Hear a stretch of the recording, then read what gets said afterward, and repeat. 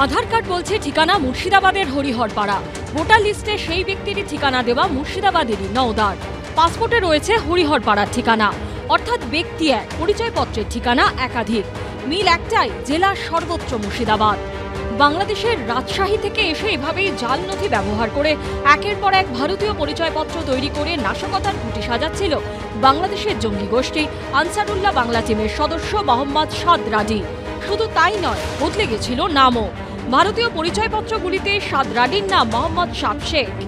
মোহাম্মদ সাদ শেখ সে কিন্তু একটা আধার কার্ড বানিয়েছিল। এছাড়াও যেটা জানা যাচ্ছে ভোটার লিস্ট থেকে এবং ভোটার কার্ডের অনুযায়ী যে নওদার সে ভোটার ছিল, অর্থাৎ নওদা বিধানসভার সে ভোটার কার্ড বানিয়েছিল। তৃতীয়ত, এই আধার কার্ড ভোটার কার্ড বানানোর পরে অরিজিনাল পাসপোর্ট পর্যন্ত সে বানায়। সেই পাসপোর্টও কপি ইতিমধ্যে তদন্তকারীদের হাতে। গোয়েন্দা সূত্রে খবর, আনসারুল্লাহ বাংলা টিমের এই জঙ্গি অস্ত্র জোগাড় ও স্লিপার সেলের সদস্য বাড়ানোর কাজ চালিয়ে গেছে পশ্চিমবঙ্গে। ওসামা বিন লাদেনের আল কায়দার দ্বারা অনুপ্রাণিত আনসারুল্লাহ বাংলা টিম বা এবিটির প্রধান জসিমউদ্দিন রহমানের ডানহাত বলে পরিচিত ফারহান ইশরাকের নির্দেশে বাংলা এবং কেরলে জঙ্গি কার্যকলাপ চালিয়ে গেছে সাদ রাডি। শুধু তাই নয়, যাতে সন্দেহ না হয় তাই ভারতীয় পরিযায়ী শ্রমিক সেজে পাড়ি দিয়েছে কেরলে। নোটিফিকেশন দাও, সব পাসপোর্ট রিভিউ হবে। এই প্রসেসটা শুরু করুক, দেখবে কয়েক হাজার, কি বহু পাসপোর্ট, জাল পাসপোর্ট। কিছু পাসপোর্ট আসল আছে কিন্তু সাপোর্টেড ডকুমেন্টসের ফেক। আর এই আধার কার্ড, তারপরে আধার কার্ড, এই কার্ড, এইগুলিকে একটু গভর্নমেন্টকে ভাবতে হবে যে আমরা এই আধার কার্ড, এই প্যান কার্ড, এইটা টাইম বাউন্ড দেব। 1 বছর পরে তুমি আবার এটাকে রিভিউ করবে, তখনই ধরা পড়বে।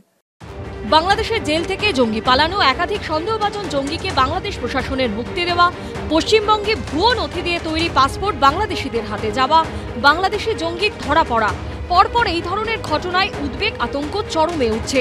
আর সেই প্রেক্ষাপটেই 18ই ডিসেম্বর পশ্চিমবঙ্গ, অসম ও কেরল 3 রাজ্য থেকে 8 জঙ্গি গ্রেপ্তার হয়। ধৃত 8 জঙ্গির মধ্যে রয়েছে পশ্চিমবঙ্গের মুর্শিদাবাদের হরিহরপাড়ার 2 বাসিন্দা আব্বাস আলী এবং মিনারুল শেখ। সূত্রের দাবি, এই মিনারুল শেখই বাংলাদেশে গিয়ে জঙ্গি কার্যকলাপে ট্রেনিং নেয়। ভারতবর্ষের ডেমোগ্রাফিকে পরিবর্তন করার একটা চক্র চলছে এবং সেই চক্রের মূল এপিসেন্টার, যেটাকে মূল কেন্দ্র যাকে বলে, সেটা হচ্ছে আমাদের পশ্চিমবঙ্গ বা কলকাতা। কলকাতাকে ব্যবহার করা হচ্ছে, মুখ্যমন্ত্রী জেনে ব্যবহার হচ্ছে না অজান্তে ব্যবহার হচ্ছে, সেটা একটা বিষয়। এবার আমার মনে হয় উনি জেনেই ব্যবহৃত হচ্ছেন। এই জামাতের লোকেরা যারা বাংলাদেশে দাপাদাপি করে বেড়াচ্ছে, এখন পশ্চিমবঙ্গকে ভারতের অংশ দেখাচ্ছে, ত্রিপুরাকে ভারতের অংশ দেখাচ্ছে, তারা পশ্চিমবঙ্গে বিগত 50 বছর ধরে অ্যাক্টিভ আছে। তারা যখন যে সরকার ক্ষমতায় বসে তাকে ব্যবহার করে। সরকার, আমাদের সরকাররা তো ভোট ব্যাংকে কুকুরের মতো হয়ে গেছে। ভোট ব্যাংকের জন্য, মুসলিম ভোট ব্যাংকের জন্য তারা যা ইচ্ছে তাই করতে পারে। এটার রেসপন্সিবিলিটি হচ্ছে সেন্ট্রাল গভর্নমেন্টের, Amit Shah. Cross border terrorism যদি হয় সেটার দায়িত্ব হচ্ছে সেন্ট্রাল গভর্নমেন্টের।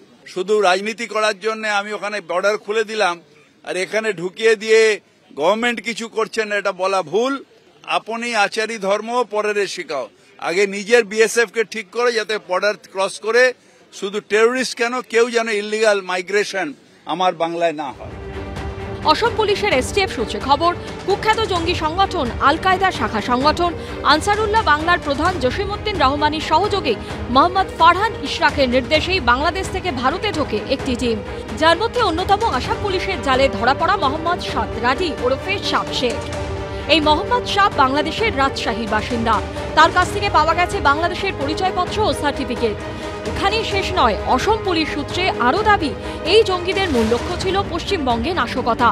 ধৃত 8 জন জঙ্গির মধ্যে নূর ইসলাম মণ্ডল, মুজিবুর রহমান আগেও পশ্চিমবঙ্গে এসেছে। আর সবচেয়ে চাঞ্চল্যকর বিষয় হল, তদন্তকারীদের দাবি ওসামা বিন লাদেনের আল কায়দার দ্বারা অনুপ্রাণিত হয়ে তৈরি এই জঙ্গি সংগঠনের টার্গেট ছিল শিলিগুড়ির চিকেন স্নেক। মুর্শিদাবাদ ও আলিপুরদুয়ারের ফালাকাটায় স্লিপার সেলের সঙ্গে বৈঠকও করে গিয়েছে ধৃত জঙ্গিরা। সূত্রের খবর, তদন্তে আরও জানা গেছে, ভারতে এসে স্লিপার সেলের জন্য লোক রিক্রুটের চেষ্টা করছিল তারা। এতে বড় ভূমিকা ছিল ধৃত জঙ্গি সাদ রাডির।